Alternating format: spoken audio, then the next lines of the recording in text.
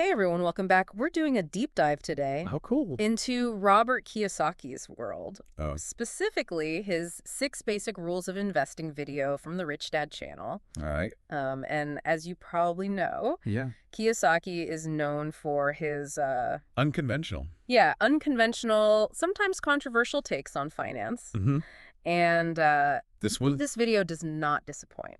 yeah, it really gets you thinking It really gets you thinking. about traditional money advice we're often given. Exactly, yeah.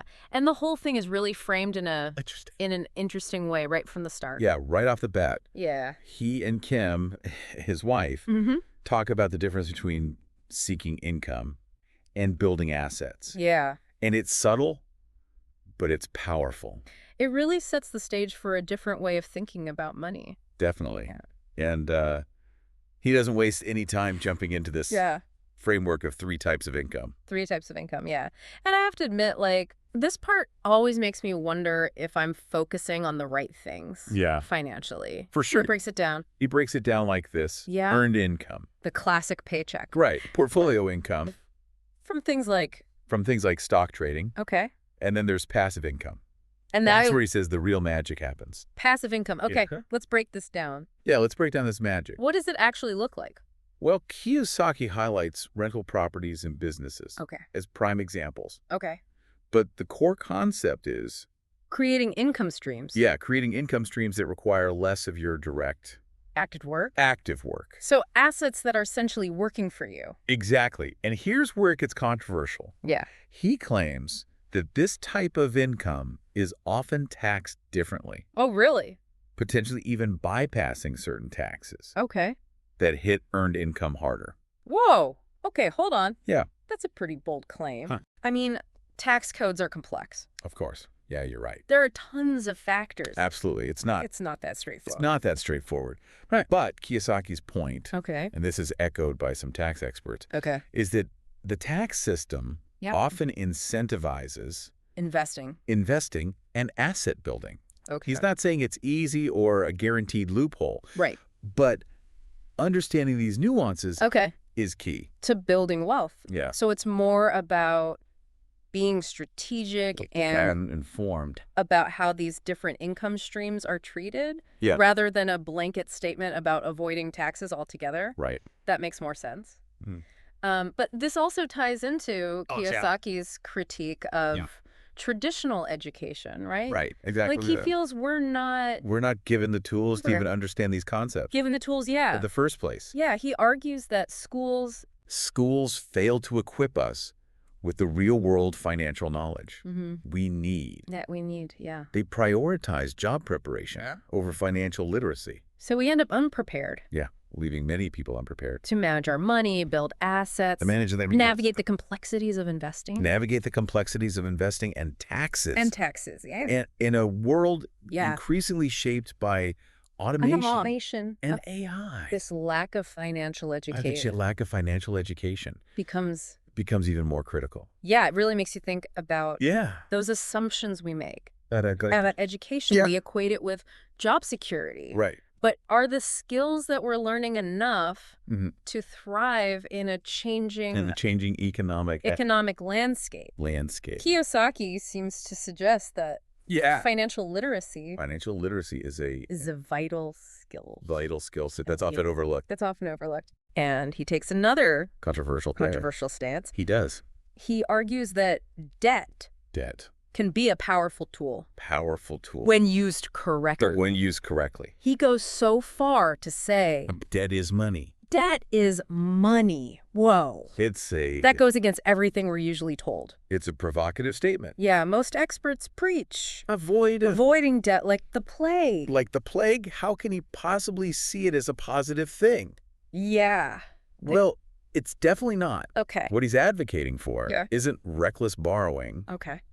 but a deeper Understanding of how debt works how debt works. and how the wealthy Often leverage it leverage it to their advantage. to their advantage. He even cites examples like, Like Donald Trump's use of debt in real estate. okay, so it's more an observation of a Yeah, it's important to note. strategy, It's an observation of a financial strategy, not an endorsement. not a political endorsement. Okay, so he's not suggesting we all go max out our credit cards. Not at all. But he is challenging us to rethink that fear of debt To rethink our fear of debt, yeah. and to consider how it can be used strategically.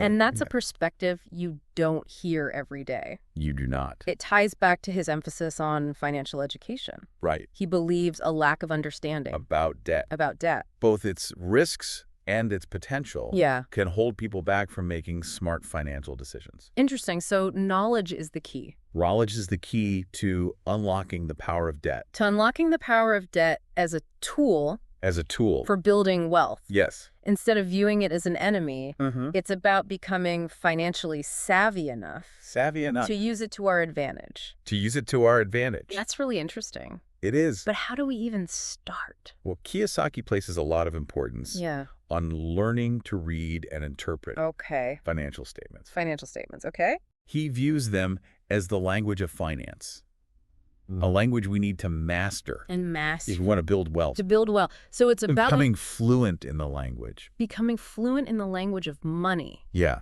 Understanding the numbers behind our financial decisions. And I remember he even created a board game. He did, cash flow. Cash flow, yeah. It reflects his belief that Yeah. learning by doing, Experiencing the dynamics of cash flow experiencing the dynamics of cash flow firsthand. can be much more effective Yes, much more effective than traditional textbook learning. than traditional textbook learning. So it's not just about memorizing definitions or formulas. Right. It's about developing a deeper understanding deeper of understanding. how money moves. How money moves and How to make it work for you, how to make it work for you. not against you. Yeah. And this all ties back This all ties back to his earlier points. to his earlier points about the different types of income. About the different types of income. The power of leveraging assets. The power of leveraging assets. He's advocating for building a financial system a financial system where your money is actively working for you where your money is actively working for you rather than you constantly working for money. rather than you constantly working for money. That's a powerful concept It is. and one that can fundamentally change your relationship with money. Absolutely. It requires a significant shift A significant shift in mindset. in mindset. And speaking of mindset, Yeah. in the video, Kim Kiyosaki shares her own journey. yeah, she shares her story Her story is really compelling. of transforming her approach to finance. Initially, she was focused on climbing the corporate ladder, Okay. believing that A higher income was the key. higher income was the key to financial security. Yeah. But then she had this pivotal realization Yeah. that changed everything. She realized that. She realized that true financial freedom came from Owning assets that generated passive income. owning assets that generated passive income, Not just relying on a paycheck. not just relying on a paycheck. It was about building a system that worked for her, That worked for her, even when she wasn't actively working. even when she wasn't actively working. And her story underscores a key principle It underscores a key principle. that runs throughout Kiyosaki's teachings. It's not just about how much you earn, It's not just about how much you earn. but how you leverage Yeah, your resources and knowledge to build lasting wealth. your resources and knowledge to build lasting wealth. It's a powerful reminder that financial success isn't just about Luck or circumstance. luck or circumstance. It's about It's about adopting the right mindset, adopting the right mindset, acquiring the right knowledge, acquiring the right knowledge, and taking strategic action. and taking strategic action. And speaking of taking action, Kiyosaki has some pretty unconventional views Unconventional views on risk. On He argues that the biggest risk factor the biggest risk factor isn't the investment itself, isn't the investment itself, but the investor. but the investor. So he's saying that we are the riskiest part He's saying we're the riskiest of part the equation. of the equation. What does that even mean? What does that even mean? Well, he believes He believes that our lack of knowledge, our lack of knowledge, our biases, our biases, our fear, our fears, blind trust in others and our blind trust in others can be far riskier it can be far riskier than any particular investment. than any particular investment. He uses examples Okay. like blindly following Financial advisors, financial advisors or investing in things we don't fully understand. investing in things we don't fully understand. So it's not about avoiding risk altogether. No, it's about becoming a more informed a more informed and discerning investor. and discerning investor. It's about mitigating risk Mitigating risk by educating ourselves, by educating ourselves, doing our due diligence, doing our due diligence, understanding the nuances understanding the nuances of different investment options. of different investment options. And this leads him to emphasize the importance of mentorship. Mentorship. He believes that finding the right mentors, people who have achieved the kind of financial success that you aspire to, can make a huge difference. In your journey. So it's about finding those Real teachers. Who can guide you, challenge your assumptions, help you navigate the complexities of the financial world. It's about seeking out wisdom from those Who have walked the walk. Not just talk the talk. And that ties into... And that brings us to Kiyosaki's final piece of advice. Which is all about embracing resourcefulness. Resourcefulness. Tell me more. Well, he tells this great story about being forbidden to say, I can't afford it. As a kid. As a child. His dad instilled in him this mindset of creative problem solving. And a relentless pursuit. Of knowledge. Kiyosaki believes this is crucial for overcoming financial limitations. Yeah. It's about adopting that figure it out mentality. Rather than succumbing to perceived limitations. Yeah. It's about believing that there's always a way. Even when resources seem scarce. So it's about leveraging our existing resources.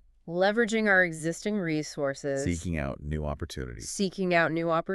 And never giving up. On our financial goals.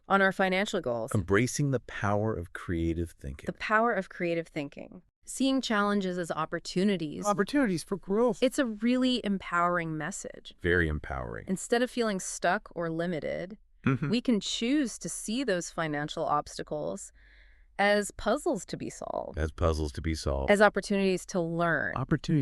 And grow. And I think this perfectly sets the stage for diving into Kiyosaki's deep dive into financial statements. He sees financial statements as more than just numbers on a page. Yeah, he calls them a reflection of our financial intelligence. Right, a window into how we think about and manage money. And he contrasts this with the type of education we often receive. Arguing that even those with advanced degrees can lack basic financial knowledge. Right. It's almost like he's saying there's a different kind of intelligence at play here. He definitely makes that point. He does. Using the analogy of a banker. Asking for your financial statement. They're not interested in your grades or your academic achievements. They're not. They want to see. How you handle money. How you build assets. How you manage debt. So it's about developing a different kind of literacy. A financial literacy. That empowers us. To make informed decisions. And build a solid financial foundation. That's the core of his message. And this is where his board game, Cash flow comes into play. He designed it as a way to teach these financial principles. Yeah, in a fun, interactive way. Yeah. It's like learning by doing. Experiencing the dynamics of cash flow firsthand. Rather than just reading about it in a textbook. And he emphasizes the importance of understanding cash flow. Yeah. Which he sees as the lifeblood of any successful business or investment. So it's not just about having assets. It's about those assets generating income. That flows back to you. Exactly. And this circles back. It circles back to his earlier point. About the three types of income. He's advocating for building a system. Where your money works for you. Rather than you constantly working for money. It's a powerful concept. It is a powerful concept. One that can truly change your financial trajectory. And it seems like Kim Kiyosaki's experience Kim Kiyosaki's experience is a testament. To the power of embracing the shift in mindset. To the power of embracing the shift in mindset. Absolutely. In the video she talks about. A pivotal moment. A pivotal moment. When she realized that she needed to change. She needed to change her approach to finance.